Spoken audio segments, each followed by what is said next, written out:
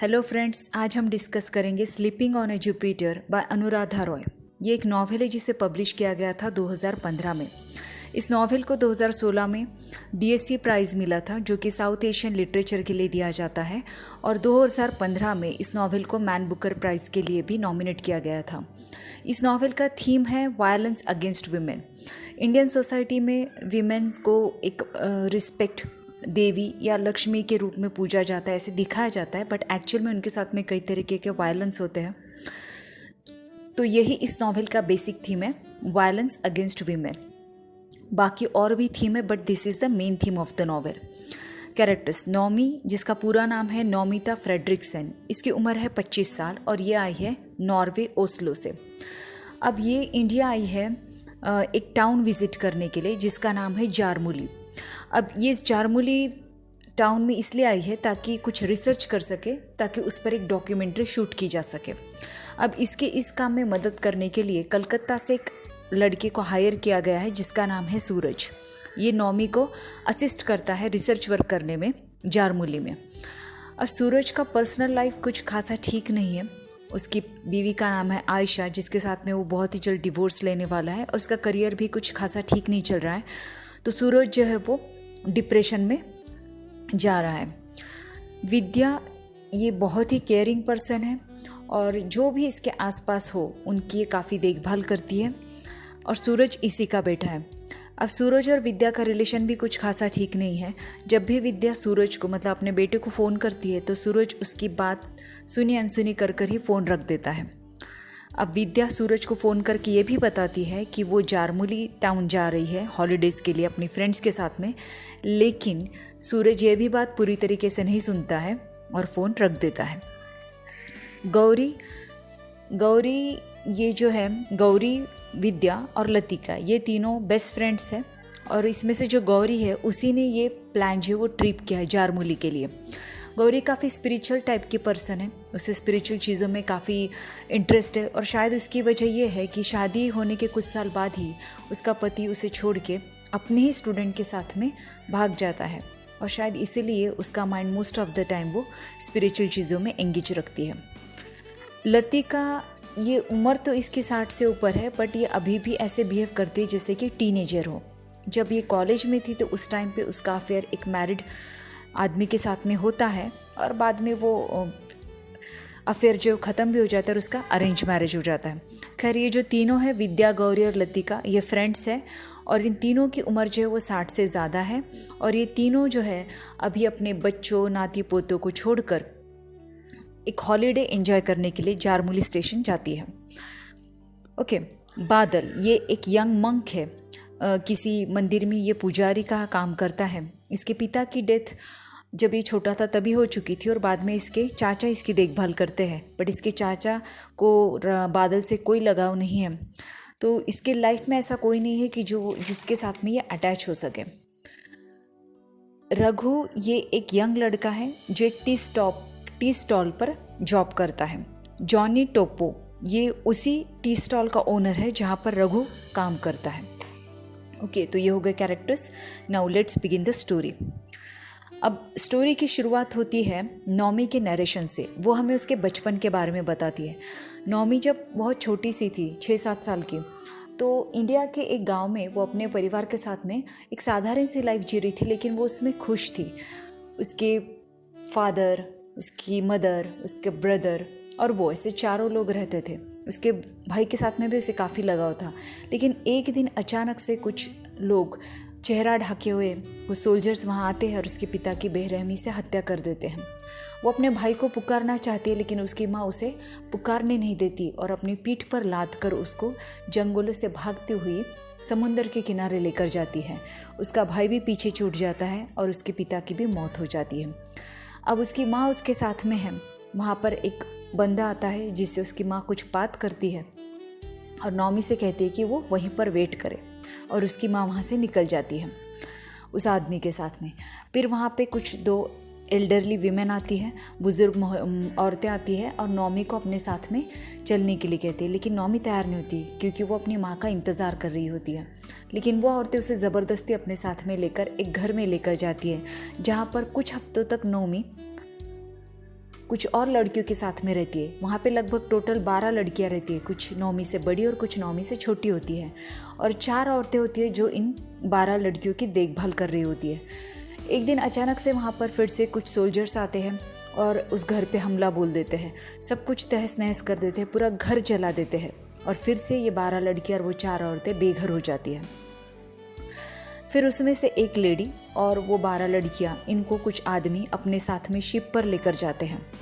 फिर वहाँ से इनका ट्रैवल शुरू होता है जारमोली के लिए, और नौमी जो है वो पहुँच जाती है जारमोली, जहाँ पर उसे एक आश्रम में लेकर जाया जाता है, जहाँ पर एक स्पिरिचुअल गुरु होता है और वो काफ़ी फेमस होता है। पॉलिटिशियंस, पुलिस वाले, देन रिच पीपल सब उसके पास में आते हैं उसका प्रवचन सुनने के लिए, उससे सलाह लेने के लिए, सब उसकी पूजा करते हैं। और वो भी ऐसे दिखाता है कि जैसे बहुत ध्यानमग्न हो, बहुत ज्ञान हो उसे, बहुत दयावान है वो, ऐसे उसका दिखावा होता है। इस चकाचौंध के पीछे ये जो लड़कियां होती है उस आश्रम में, उनके साथ में बहुत ही गलत होते रहता है। जब नौमी 12 साल की होती है तब तक लगभग thousands of times she was raped by the spiritual guru।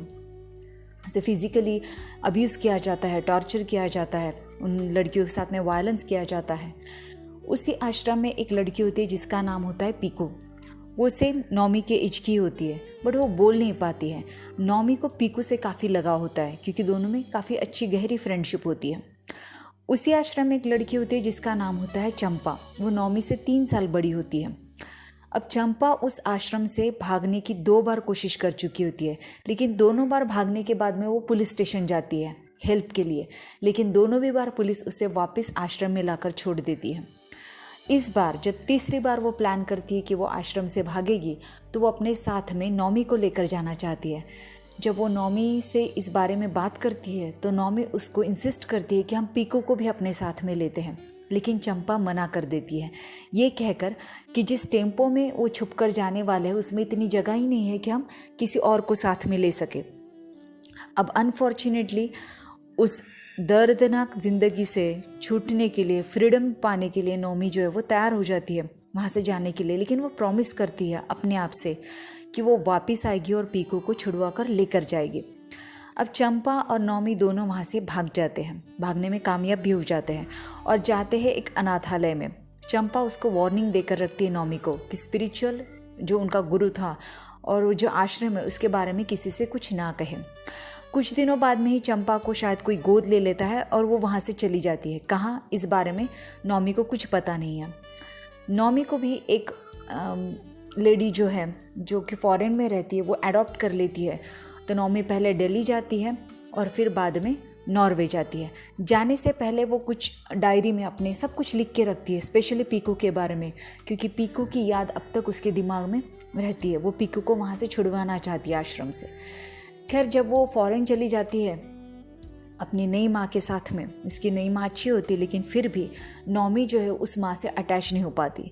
जो माँ सालों पहले उससे छूट जाती है समुंदर के किनारे, वो अभी भी उसी माँ से अटैच है, और जो उसके पास में है उससे वो कभी अटैच ही नहीं हो पाती है। अब ये सब कुछ जो उसका बचपन इस तरीके से बीता है, वो एक तरीके के ट्रॉमा में होती है, लेकिन वो पीको को वहाँ से बचाना चाहती है। वो ख्याल उसके दिमाग में बार बार आते रहता है।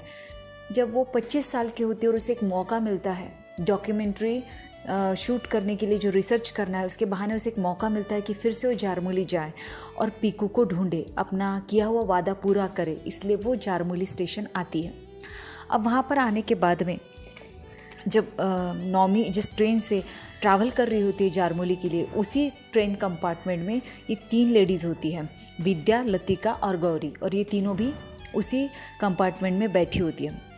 अब ये जो गौरी होती है इसे कुछ याद नहीं रहता, ये अक्सर चीज़ें भूल जाती है। जैसे कि नॉवेल में एक सीन दिखाया है कि वो कोई चीज़ ढूंढ रही है, बहुत देर से ढूंढ रही है, लेकिन वो यही भूल जाती है कि वो क्या ढूंढ रही है, और फिर अचानक से उसकी नज़र अपने फेस पर पड़ती है और फिर उसको याद आता है कि वो मोतियों के कान में की उसके इयरिंग्स ढूंढ रही होती है, पर्ल स्टड्स ढूंढ रही होती है। तो इस टाइप का कैरेक्टर है गौरी का। अब गौरी चीज़ें भूल जाती है, कहाँ जाना है, क्यों खड़े हैं, ये तक भूल जाती है। इसलिए विद्या जो है वो आउट ऑफ केयर ढेर सारे कार्ड्स पे उसका नाम, एड्रेस, फ़ोन नंबर लिख के रखती है और उसके बैग के पॉकेट्स में अलग अलग डाल देती है, ताकि अगर कभी गौरी गुम हो जाए गलती से तो उसके पास में उसका एड्रेस, नंबर और उसका नाम हो। खैर इससे ये पता चलता है कि विद्या गौरी के लिए काफ़ी केयर करती है।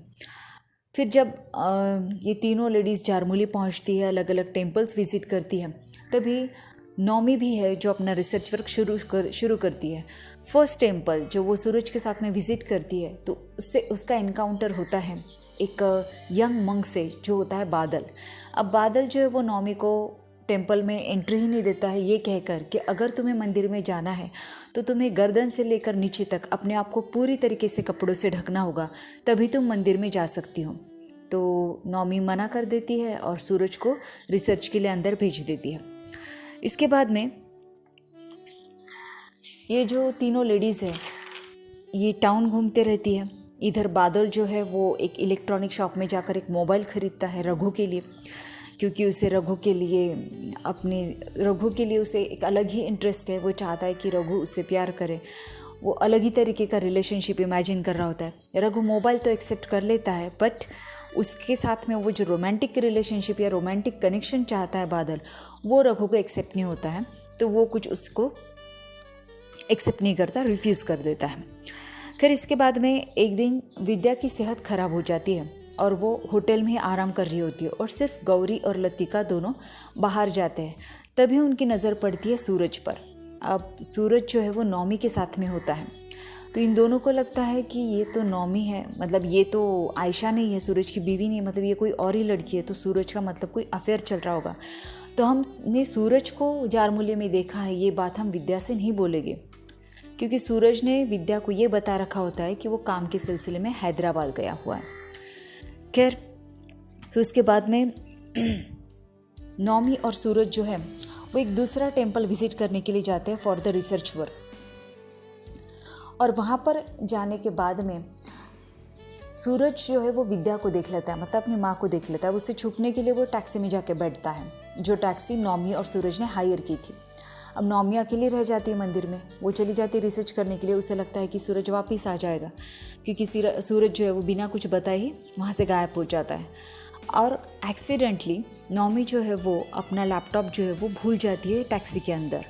सूरज चुपके से उस लैपटॉप को सर्च करता है, उसमें की फाइल्स खोलता है, देखता है कि उसमें क्या क्या है, और अपने होटल में चला जाता है वो लैपटॉप लेकर। वो अपने होटल में जाकर लैपटॉप को फिर से पूरी तरीके से खोलता है, देखता है उसमें क्या क्या है, उसकी फाइल्स देखता है, फ़ोटोज़ देखता है जो भी अवेलेबल है लैपटॉप में। तभी वहाँ पे नौमी आ जाती है। अब उनके बीच में जो है क्योंकि सूरज ने काफ़ी अल्कोहल पी रखी होती है, तो वो नौमी पर अटैक कर देता है और उसमें नौमी जो है वो घायल भी हो जाती है। लेकिन नौमी जो है वो सूरज को ही घायल करके वहाँ से भागने में सफल हो जाती है। उसके बाद में ये सूरज जो है एक्चुअली ये एक बार सुसाइड करने की भी कोशिश कर चुका होता है, क्योंकि ऑलरेडी वो डिप्रेशन में होता है। He is not mentally stable, we can say. और नौमी जो है वो जारमूली में उस बिल्डिंग को भी ढूंढने की कोशिश करती है जो कभी आश्रम हुआ करती थी, और उस बिल्डिंग को ढूंढ भी लेती है, और वहाँ पर उसकी काफ़ी सारी पुरानी यादें जो है वो ताज़ा हो जाती हैं।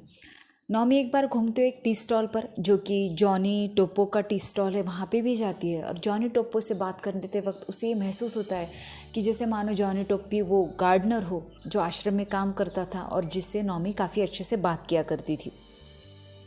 अब विद्या और लतिका जो है और गौरी ये मार्केट में घूम रहे होते हैं कि तभी लतिका है जो वोडका खरीदने के लिए इंसिस्ट करती है और विद्या को साथ में लेके जाती है, और गौरी को वेट करने के लिए कह के जाते हैं। लेकिन गौरी जो है वो एक लड़की के साथ में किसी मंदिर में चली जाती है। वो भूल जाती है कि वो किसका वेट कर रही है, उसे याद ही नहीं रहता कि वो विद्या और लतिका के लिए वेट कर रही है, और वो उसके फेवरेट टेम्पल विष्णु टेम्पल के लिए निकल पड़ती है। अब इधर लतिका और विद्या गौरी के लिए काफ़ी परेशान होते हैं, क्योंकि उसे याद ही नहीं रहता है, तो इसलिए वो दोनों काफ़ी परेशान होते हैं, उसे ढूंढ रहे होते हैं। और इधर नौमी को पीकू नहीं मिलती है। अब नॉवेल का जो आखिरी सीन है वो कुछ इस तरीके से बताया है कि नौमी एक लेक में जो है वो स्विम कर रही है रिलैक्स होकर, और बाद में वो वहीं पर बैठ जाती है। यह इसका आखिरी सीन। और इधर लतिका और विद्या जो है वो तूफान आया हुआ है समुंदर के किनारे, लेकिन फिर भी वो उसके उन बीच पर, मतलब किनारों पर जाकर एक दूसरे का हाथ पकड़कर खड़ी हो जाती है। और लतिका जो है वो विद्या से कहती है कि tomorrow everything will be fine and we will get back the friend, मतलब गौरी को हम वापस पा लेंगे। तो इस तरीके से ये नॉवेल है जो नॉमी के सीन के साथ में when she swimming in the lake ख़त्म होता है।